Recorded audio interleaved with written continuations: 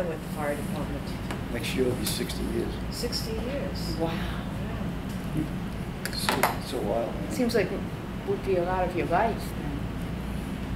I started in high school. Uh-huh. Just kept going. What made you decide to join the fire department? When I was a teenager, Oakdale was nothing like it is today. There was not even hardly any houses, all woodland, and no Sunrise Highway, nothing like that. Lots of woods, and we used to have these massive fires in the Southside Club. God, all over. All you see is smoke in the sky in the summertime. Why was that? What would start those fires? Kids. Uh-huh. What else? And then the New York State Conservation Department used to hire guys to put out on the Indian tanks. Oh, yeah. And go chase the fires, and they pay you. So we signed on to make some money. We found out it's pretty interesting stuff. We got to work with the fire guys. And finally, it just seemed like a thing to do. So that was it. Were there other friends of yours who did it? You and a bunch my of... best friend joined together. What are some of the memorable fires that you can recall in your career? Well, your probably the career? biggest one was public Juniper. Which one was it? The public Juniper building. It was like a Public Home Juniper Depot. building? Oh. It was right where Sunrise Toyota is today. Oh, okay, so it was on Sunrise Highway over by, okay, Well, it would be on a service road now, Right. like Pine Road going in there. right. It was a massive building, like it wasn't as big as a Home Depot, but it was huge. It was the same kind of thing, all Yeah. hardware, lawn stuff, seeds. And it was, for some reason, they stacked up all these barrels of roofing top Okay. behind the building, up against the building. And on a night with a south wind, somebody torched it. It was never proven, but I mean, how else do tar Right, barrels right. get going? And Right. the wind naturally put it right into the building. I think we were there for 18 hours. Wow. Massive fire. What year would that have been? Can I reference the book? Oh, sure, It's work all- away. it's all I in know, I there. know. But was anybody injured during that? Or, Well, one guy immediately got injured. A guy named Martyr Roman. He was one of the first ones in, and this is Yeah. another big one. And he Wax. somehow his cutback ran out on him, and the chief thought he was dead. oh, So when they called him out, the chief kind of stopped an aggressive attack and pulled out and kind of surrounded and drowned it type of thing. You know? yeah. I can't think of these years. But he recovered? And Marty, he yeah, he recovered, was continued, did he continue with the fire department after yeah. that? Yeah. Had to go Yeah. to hospital. Yeah. Another big one was St. Lawrence Church. You remember that, right? St. Lawrence Church, right, yeah. Um, And that was, I've seen the pictures of the old church. It was a beautiful building. like a It was cathedral, very, and I noticed too that in the church today, they have panels that apparently were saved from the fire original? that's in there. I don't know how they were Just saved, like- because that thing yeah. went up like a torch. Well, they're like little panels. They're not like a, but I've Maybe they noticed got that. something out of it. Yeah. Old 88 was another big one. It was in Sayville, the old junior high school. The junior high school? You don't remember that? No. And another massive fire was, it started, you know, the Southside Connetquot State Park. Right. There was no Sunrise Highway, right? This would have been around 55, 56. And it started 11 o'clock in the morning in the Southside. And we stopped it on Lincoln Avenue in Sayville that night. We went from Southside Sportsman's Club all the way to Lincoln Avenue in Sayville. You know what that is? We Right. dumps it up. Right. And it used to be Lincoln Poultry Farm, just big farm chicken coops. And the last stand we made, we rolled up on top of the chicken coops with 1.5 inch hoses. and just put up a wall of water, and that's when it finally stopped. I think it was 21 houses, 21 at houses? least 21. What year would this have been? Would this have been in the 70s or something, or 80s, or is it even older? It would be, once again, it's in there. I guess because there were so many fires in Connetquot. Oh, it was massive. Yeah, he was the chief, yeah. He was between 57 and 59. He was the chief at the time. Okay, so it was between Oh, 57 and here's one I 59. can make. I can't see what year Oh, it is. yeah, there you are. Does it say what year it is there? It says joined in 1956. Okay. So it would have been So it had to be, he after was chief till 59, so it was between 57 and 59. Okay, I know, it should be in here under that chief, this is the way this is set up. yeah. Everything under that chief. This is another big one, see this one. I don't know, I don't have my glasses, so I can't really. So there've been a lot of big fires this area. Much more then than there are now, because now you have smoke detectors, you have CO detectors, you have, And I guess your equipment is better of course. than it used to be. Well, when I first joined the fire, you know what a Scott pack is? The thing you put on your back so you can Yeah. breathe. It wasn't even invented then. So we just went in with nothing, and you were allowed to stay Breathing. until you threw up, and then you could get out. Wow.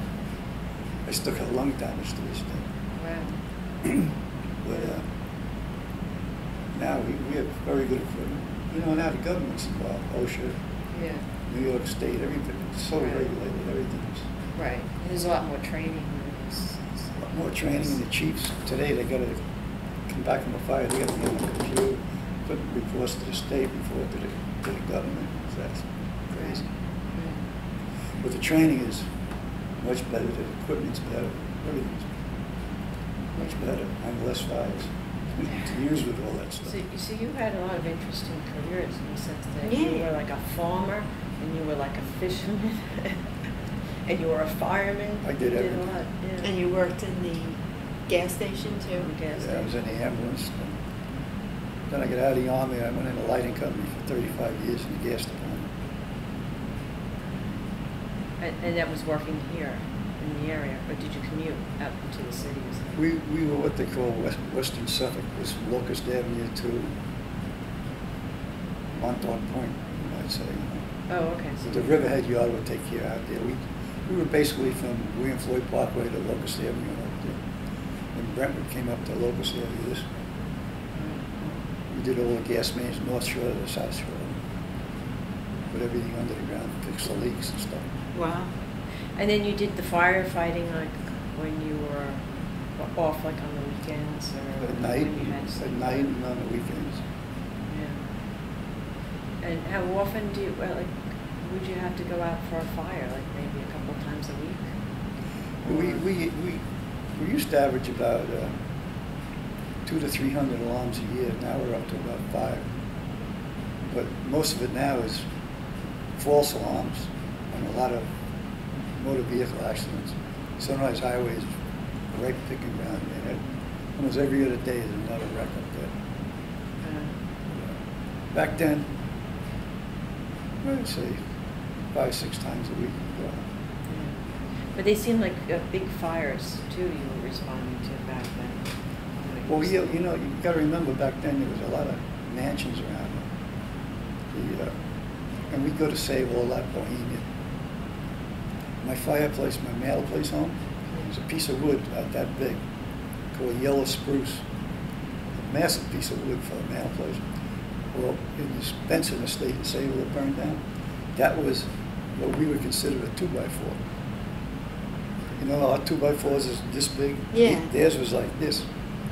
And they had what they call balloon construction.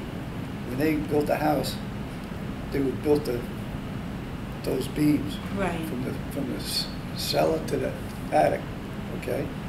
And then the floor would be in between.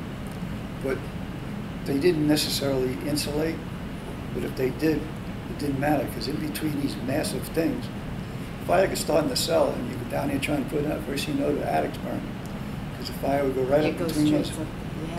There was no fire stops, no nothing. So that's when they get burning, it's pretty hard to put them out. Well, that's interesting. That's why those things. Maybe 4 feet is a Yeah.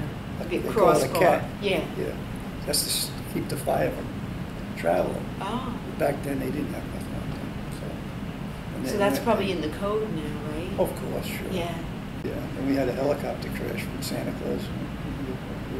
Oh, I've heard. We've That's heard right, we that. did have somebody who told us about this. That's in the book too. They landed at the Oakdale post office. The helicopter was behind the post office, and Santa Claus come for all the kids. Santa Claus stayed, and the helicopter was going to leave him there because he was going to do something. I don't know what he was going to do. But we were standing by with the Oakdale trucks, foam and everything, just in case. Whenever a helicopter lands, you have to have a fire truck there. That's a state law. The helicopter, when he left, he got about 200 feet over the post office, pew, straight down, bam. And we were there like 30 seconds, 4 feet. And it was smoking, but it didn't go on fire. It just got the foam on it. That was an interesting one. No, one was was- Santa Claus okay? He was shook. He said he's never going to go on a helicopter again. But he was okay. And the pilot was okay? Well, they had to go to the hospital. Ah.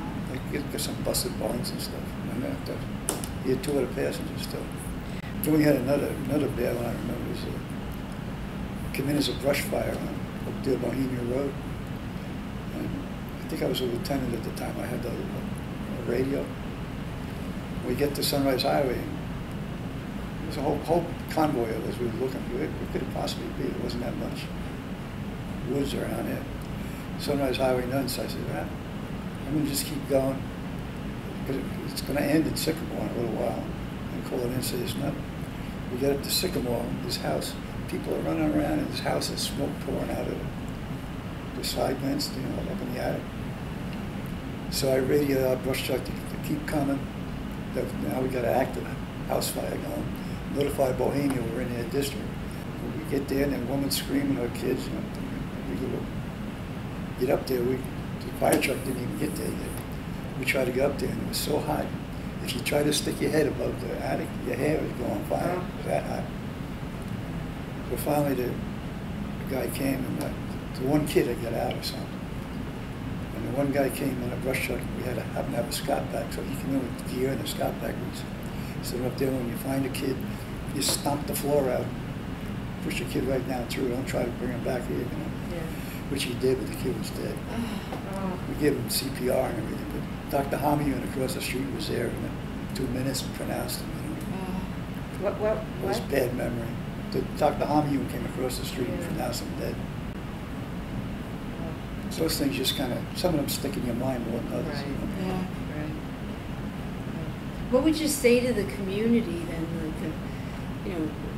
I mean, that's got to, those memories have to be, pretty hard to dredge up. So what would you say to people? Like, what's the most important thing to prevent a fire in your house? Like, just keep getting rid of stuff? Like, don't store mattresses in your Well, attic? that's pretty obvious. Yeah. Well, smoke detectors are a biggie. Oh, yeah. Gotta have Smoke that. detectors. And actually, if the house goes on fire, get out of it. Get out, yeah. Don't worry about stuff. We have a lot of restaurants around here. You get called, the alarm is going on, you pull up. The people are still sitting there eating and drinking. They're supposed to evacuate when the fire alarm goes off. Right. But they don't. A lot of people, the house goes on fire, they're throwing pots of water on it. It's best just get out, close the doors, call the fire department, Yeah. But a house is a house. I mean, you certainly don't want your house to burn down. But you got to have yourself a way to get out and don't get trapped. Let me ask you this. I just always curious, people who do volunteer firefighting. It's dangerous. It's a lot of your time. Why do you do it? I mean, I'm glad that you do it, but I would love to know. When you start out as a kid, I would say 90% of the time it's adventure. There's some peer pressure. Your friends are in there, they say, come on, join. But a lot of it, when you're young, you like to have excitement, adventure, do something like that. Then once you're in it, you make so many friends and learn you're doing some good, and you just stay with it. So you have developed friendships, have comrades. Oh, sure. Yeah. Definitely, Yeah. yeah. And there's people in there from every walk of life. There's doctors, there's chiropractors, there's just about anything you can think of, you know. So And you look, you need a plumber, if the fire needs a plumber, you call a fireman, you know. Try to help each other out. That's a harder thing to find than a good doctor sometimes. More expensive too. No insurance for plumbers. So you're like a community within a community. You kind of develop I would say a that's very- true. Yeah, that's probably true. And there's not a lot of places to find that anymore. That's the trick with that. Well, that's why I guess you have Lions clubs and Rotary clubs. And Right. it's kind of, my boss at work used to call the fire department a poor man's social club. No, poor man's country club. Mind for troubles. Yeah, and then they, every once in a while, they have a cookout, a barbecue for the families and stuff. There's one thing you got to remember: if you don't keep the wives happy, you ain't gonna be a fireman too much longer. You know, so they do have some stuff that involves the wives and the kids. You know, Yeah. you run out on a dinner or something. That don't always go over too good. No. But I've once- heard that. Yeah, but once the wives get involved with the fire department and know people and get a little benefit out of it. Yeah. Right. I said maybe a dance, a party or something. They're a little Something easier. to get dressed Right. up. They don't get so mad, you know. Or they meet the know other what you- wives and they get friendships. through Yeah, them. and then there's the ladies' auxiliary if they want to go in there and Right. stuff. So this is all calculated, all these days. Probably.